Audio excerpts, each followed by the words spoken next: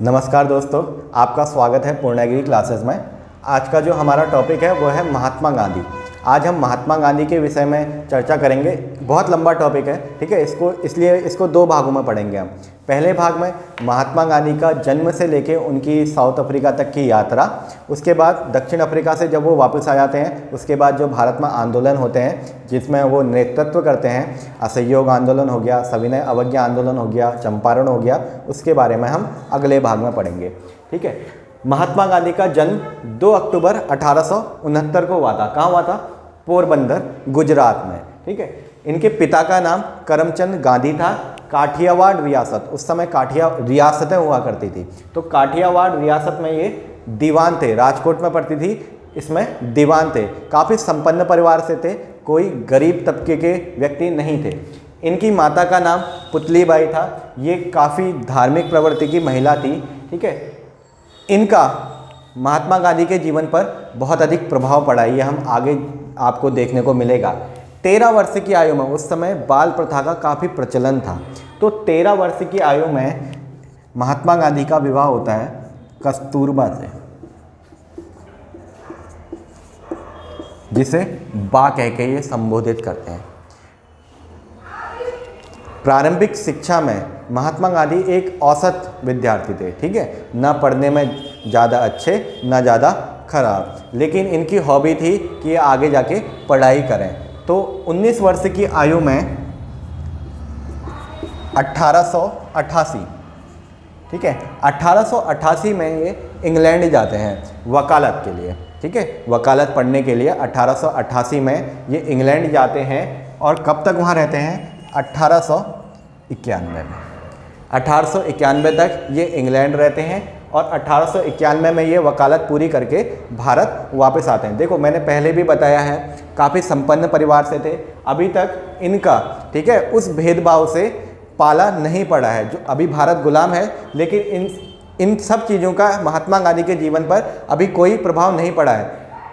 यहाँ जब इंग्लैंड में रहे भी ना, तब भी उन्हें कोई पैसों की तंगी नहीं हुई। अभी तक उन्होंने कुछ भेदभाव को देखा ही नहीं है। 1891 में वो इंग्लैंड से वापस भारत आ गए हैं। अब उन्होंने केस लड़ना शुरू कर दिया है, ठीक है। वकालत करी थी, केस लड़ना उन्होंने शुरू कर दिया है। लेकिन अभी क्या है, उन्हें छुटमुट केस मिलेंगे, ज़्यादा बड़े केस नहीं मिलेंगे, ठीक है। गुजरात, महाराष्ट्र, इधर साइड के छोटे मोटे केस मिलेंगे, लेकिन वो आत्मसंतुष्टि उन्हें प्राप्त नहीं होगी। एक वकील को क्या चाहिए होते हैं? बड़े केस, ठीक है, ताकि उनका नाम हो। तो इसी बीच इनकी भेंट होती है दादा अब्दुल्ला से। दादा अब्दुल्ला, अब किताबों में कहीं कहीं आपको ये नाम देखने को मिलेगा शेख अब्दुल्ला का। शेख अब्दुल्ला, दोनों एक ही व्यक्ति हैं, ठीक है। शेख अब्दुल्ला आए या दादा अब्दुल्ला आए, इसमें कंफ्यूज मत होना, दोनों एक ही व्यक्ति हैं। ये महात्मा गांधी को आमंत्रित करते हैं साउथ अफ्रीका में एक मुकदमे के लिए, ठीक है। एक मुकदमा लड़ने के लिए ये महात्मा गांधी को साउथ अफ्रीका में आमंत्रित करते हैं। तो 1893 में, 1893 में ये जाते हैं दक्षिण अफ्रीका। अब यहाँ से इनका सारा जीवन परिवर्तित होगा, ठीक है। 1893 में गए। रेल कांड के बारे में आप लोगों को पता है? रेल कांड क्या था? आपने किताबों में देखा होगा कि महात्मा गांधी को एक रेल में, ठीक है, प्रथम श्रेणी में यात्रा कर रहे थे, तो उस डिब्बे से उन्हें धक्के मार के बाहर निकाल दिया गया। इससे महात्मा गांधी के जीवन पर काफ़ी प्रभाव पड़ा। यह पहला इंसिडेंट था जब महात्मा गांधी को इस भेदभाव से गुजरना पड़ा। अभी तक उनके जीवन में कभी भी ऐसा नहीं हुआ, चाहे वो इंग्लैंड रहे, भारत में तो पिताजी दीवान थे, ठीक है, कोई समस्या नहीं थी। तो एक बार क्या हो रहा था, वो डरबन से प्रिटोरिया, साउथ अफ्रीका में चल रहा है अभी सब,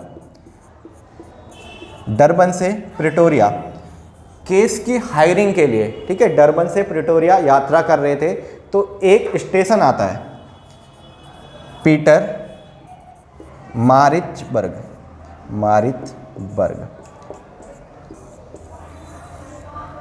गांधी जी प्रथम श्रेणी में यात्रा कर रहे थे। अभी उन्हें पता नहीं है कि साउथ अफ्रीका में ऐसा भी कुछ है, भेदभाव को, अश्वेत लोगों के विरुद्ध जो है वो आंदोलन यहाँ पर छेड़ा गया है, ठीक है। अंग्रेज जो अश्वेत जितने भी हैं, अंग्रेज उन पे साथ दुर्व्यवहार कर रहे हैं। तो डरबन से प्रिटोरिया जा रहे थे केस की हायरिंग में, तभी प्रथम श्रेणी उनके पास टिकट था, वहाँ 4-5 अंग्रेज आते हैं और गांधी जी को स्टेशन में फेंक देते हैं, ट्रेन से उतार के फेंक देते हैं। किस जगह पर? पीटर मारिट्सबर्ग पर। ठीक है, अभी आप कहीं यूट्यूब वगैरह में सर्च करो तो आपको मिलेगा कि पीटर मारिट्सबर्ग में महात्मा गांधी का भी बहुत बड़ा एक स्टैचू है, लोग वहाँ मालाएं चढ़ाते हैं। ठीक है, तो इसी इंसिडेंट के बाद महात्मा गांधी का जो हृदय था वो परिवर्तित होगा, उनका ध्यान अब इस तरफ जाएगा। अभी तक वो एक वकील थे, ठीक है, अब यहाँ से उनका ध्यान दूसरी तरफ जाएगा और इसी रंग भेद के विरुद्ध महात्मा गांधी 1894 में, इम्पोर्टेंट है सन भी और संस्था भी, नटाल कांग्रेस, कहीं कहीं पर आपको देखने को मिलेगा भारतीय राष्ट्रीय कांग्रेस। ठीक है, और नटाल भारतीय कांग्रेस, भारतीय राष्ट्रीय कांग्रेस अलग है, 1885 में स्थापना हो चुकी है उसकी ए.ओ. ह्यूम द्वारा। 1894 में नटाल कांग्रेस या नटाल भारतीय कांग्रेस, इसकी स्थापना करते हैं महात्मा गांधी। ठीक है, अब महात्मा गांधी जो शुरू में थे उदार किस्म के व्यक्ति थे, उन्होंने क्या करा? खत लिखने शुरू करे, टेलीग्राम लिखने शुरू करे उन्होंने। जो अंग्रेज अधिकारी थे, ठीक है, बड़े बड़े राजनेता थे, उन्हें खत लिखना शुरू करा कि अफ्रीका में भारतीयों पर हिंसा हो रही है, ठीक है, उन पर जो अत्याचार हो रहे हैं उसके विरुद्ध उन्होंने लिखना शुरू करा। लेकिन क्या हुआ, उनकी बात कहीं सुनी नहीं गई।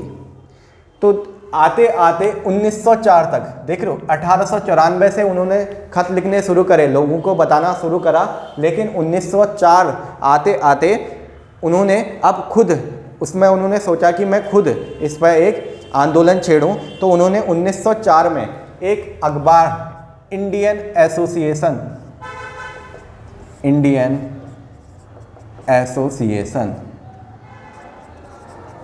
इसमें लेख लिखना शुरू करा। ठीक है, अखबार इंपॉर्टेंट है, पूछा जाता है पेपरों में। इंडियन एसोसिएशन, इस पर लेख लिखना शुरू करा। ये 4 भाषाओं में निकलता था, गुजराती, तमिल, हिंदी और अंग्रेजी। ठीक है, इंडियन एसोसिएशन, इसमें वो लेख लिखते थे। इसलिए लिखते थे ताकि लोग उसके प्रति जागरूक हों। ठीक है, जितनी भी हिंसा साउथ अफ्रीका में हो रही है भारतीयों के खिलाफ, अश्वेतों के खिलाफ, उसके प्रति लोग जागरूक हों। 1904 में एक और स्थापना इन्होंने करी थी, फिनिक्स आश्रम। ठीक है, इसे कहा जाता है आमतौर पर सत्याग्रह की जन्मस्थली। ठीक है, सत्याग्रह की जन्मस्थली फिनिक्स आश्रम को ही कहा जाता है।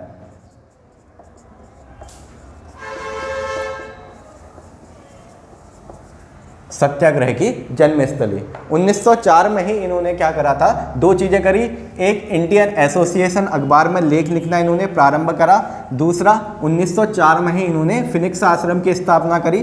कहाँ करी? डरबन में। ठीक है, उस समय क्या होता था अफ्रीका में, जैसे अभी हमारे पास आधार कार्ड है ना, उस समय अफ्रीका में चलते थे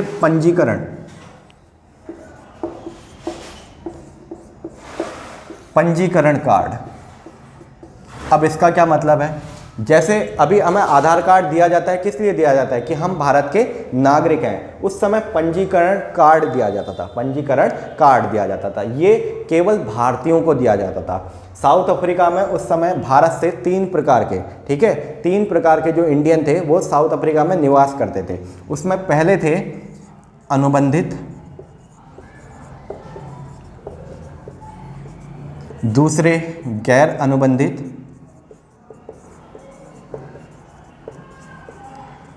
और तीसरे थे भारतीय मूल के मुस्लिम व्यापारी।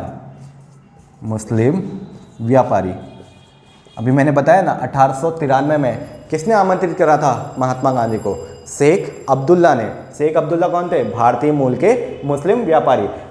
3 प्रकार के लोग, अनुबंधित, ये वो थे जो कॉन्ट्रैक्ट बेसिस में, देखो अभी दक्षिण अफ्रीका भी उपनिवेश अंग्रेजों का और भारत भी, ठीक है, तो अंग्रेज क्या करते थे? भारत से श्रमिक लेके, ठीक है, भारत से श्रमिक लाते थे वो अनुबंध में, जैसे 20 साल 25 साल के कॉन्ट्रैक्ट पे वो लाए साउथ अफ्रीका, वहाँ उन्होंने अपना काम निकलवाया।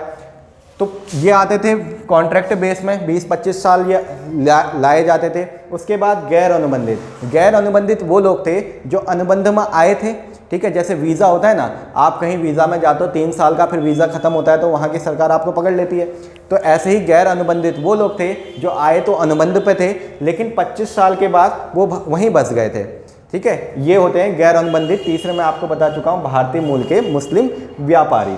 ठीक है, तो पंजीकरण क्या होता था? पंजीकरण कार्ड इन तीनों को ही प्रदान किया जाता था, इन 3 भारतीय को ही प्रदान किया जाता था। इसका मतलब ये था कि अगर कोई भी भारतीय, कोई भी अश्वेत भारतीय अगर ये कार्ड नहीं रखता है तो वहाँ की पुलिस उसे हिरासत में ले सकती है, उसके साथ अत्याचार हो सकते हैं। तो 1906 में, सन 1906 में महात्मा गांधी ने इस पंजीकरण कार्ड के विरुद्ध आंदोलन छेड़ा और इसको समाप्त कराया। ठीक है, अभी तक उन्होंने क्या कर रखा है? 1894 में उन्होंने नटाल भारतीय कांग्रेस की स्थापना कर रखी है।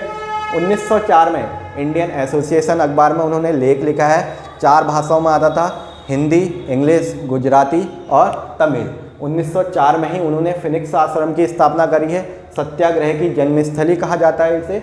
और 1906 में इस पंजीकरण कार्ड का विरोध करा है। ठीक है, इसके विरुद्ध आंदोलन छेड़ा है। 1907 में टॉलस्टॉय, ठीक है, टॉलस्टॉय या टॉलस्टॉय जो भी कहना चाहें, फर्म की स्थापना करी। ठीक है, 3 चीज़ें इंपॉर्टेंट है। देखो, 1894 में नटाल कांग्रेस, 1904 में फिनिक्स आश्रम और 1907 में टॉलस्टॉय फर्म। और तीनों का काम ये था कि रंग भेद की जितनी भी नीतियां साउथ अफ्रीका में चल रही हैं उसका विरोध करना। 1909 में एक पुस्तक लिखी महात्मा गांधी ने, बहुत इंपॉर्टेंट है, पेपरों में बहुत बार पूछी जाती है, हिंद स्वराज। हिंद स्वराज, ठीक है, गुजराती भाषा में लिखी है, बाद में इसको ट्रांसलेट किया गया अलग अलग भाषाओं में। हिंद स्वराज गुजराती भाषा में लिखी। इसमें गांधी जी ने लिखा था, इसमें पहली बार वो भारतीयों का जिक्र करेंगे। ठीक है, भारत में जो अंग्रेजों ने जुल्म करे हैं उसका जिक्र इस किताब में उन्होंने कर रखा है कि अगर भारतीय 1 वर्ष तक अंग्रेजी संस्थाओं का उनका विरोध करें, उनका त्याग करें, तो अंग्रेज भारत से 1 वर्ष के भीतर ही चले जाएंगे। ठीक है, ये 1909 में हिंदू स्वराज में इन्होंने कहा था। 1913 में उन्होंने एक और आंदोलन करा, वो था पोल टैक्स, पोल टैक्स के विरुद्ध। अब ये पोल टैक्स क्या है मैं आपको पहले बता चुका हूँ, 3 प्रकार के, ठीक है, 3 प्रकार के भारतीय अफ्रीका गए हुए थे। पहले अनुबंधित, दूसरे गैर अनुबंधित, तीसरे भारतीय मूल के मुस्लिम व्यापारी। ये पोल टैक्स जो था वो गैर अनुबंधित भारतीयों पर लगता था। गैर अनुबंधित मतलब वो लोग जो अफ्रीका में आए तो हैं अनुबंध के तौर पे, लेकिन उनका अनुबंध समाप्त हो गया है, अब वो वहाँ पर गैर अनुबंधित भारतीय हो गए हैं। तो वहाँ की गवर्नमेंट ने, अंग्रेजों ने क्या करा, इन गैर अनुबंधित भारतीयों पर एक टैक्स लगाना शुरू करा। ठीक है, कि अगर आपको दक्षिण अफ्रीका में रहना है तो आपको एक टैक्स देना पड़ेगा जिसका नाम है पोल टैक्स। तो महात्मा गांधी ने 1913 में इस पोल टैक्स के विरुद्ध आंदोलन करा।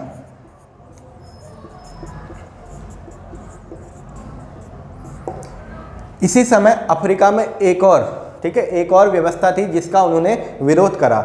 उस समय क्या था, अंग्रेजों ने अपने धर्म को बढ़ावा देने के लिए, लोगों के धर्मांतरण करने के लिए उन्होंने क्या करा, भारतीय विवाह को अप्रमाणित कर दिया। भारतीय विवाह से मेरा ये मतलब नहीं है कि केवल हिंदू से, ठीक है, हिंदू, मुस्लिम, सिख जितने भी भारतीय वहाँ गए थे, उनके जितने भी जिस टाइप के विवाह होते थे, जिस धर्म में विवाह होते थे, उन सबको अप्रमाणित कर दिया और कहा कि अगर आपने हमारे धर्म के अनुसार आपने शादी नहीं करी है तो आपकी शादी अवैध कर दी जाएगी। तो महात्मा गांधी ने 1913 में इस धर्म जो परिवर्तन हुआ उसके विरुद्ध भी आंदोलन करा। ठीक है, 1913 में पोल टैक्स के विरुद्ध भी आंदोलन हुआ। उसके बाद 9 जनवरी, डेट इम्पोर्टेंट है, आप याद रखिएगा, 9 जनवरी 1915 को महात्मा गांधी भारत वापस आते हैं। लगभग 22 साल दक्षिण अफ्रीका में रहे। 9 जनवरी 1915 में भारत वापसी करी। इसी दिवस को 9 जनवरी को पहले पेपरों में पूछा जाता था प्रवासी भारतीय दिवस किस दिन मनाया जाता है, तो 9 जनवरी को। ठीक है, रीज़न आप समझ गए होंगे, महात्मा गांधी उस दिन अफ्रीका से भारत वापस आए तो 9 जनवरी को ही प्रवासी भारतीय दिवस मनाया जाता है। लेकिन क्या है, 2015 के बाद ये प्रवासी भारतीय दिवस अब 2 सालों में एक बार मनाया जाता है। पहले ये प्रत्येक वर्ष मनाया जाता था, अब 2 सालों में एक बार मनाया जाता है। ये तो महात्मा गांधी का प्रथम भाग हमने पढ़ा। क्या पढ़ा इसमें? जन्म से लेके साउथ अफ्रीका तक की यात्रा। 3 चीज़ें इंपॉर्टेंट हैं। 1894 में नटाल कांग्रेस की स्थापना, 1904 में फिनिक्स आश्रम की स्थापना, सत्याग्रह की जन्मस्थली कहा जाता है इसे, और 1907 में टॉल्स्टॉय फर्म की स्थापना। ठीक है, उसके बाद वो भारत आएंगे। भारत में उनकी भेंट होगी गोपाल कृष्ण गोखले से, जो उनके राजनीतिक गुरु भी हैं। ठीक है, वो उनको भारत भ्रमण की सलाह देंगे। तो इसके बारे में हम अगले भाग में चर्चा करेंगे। धन्यवाद।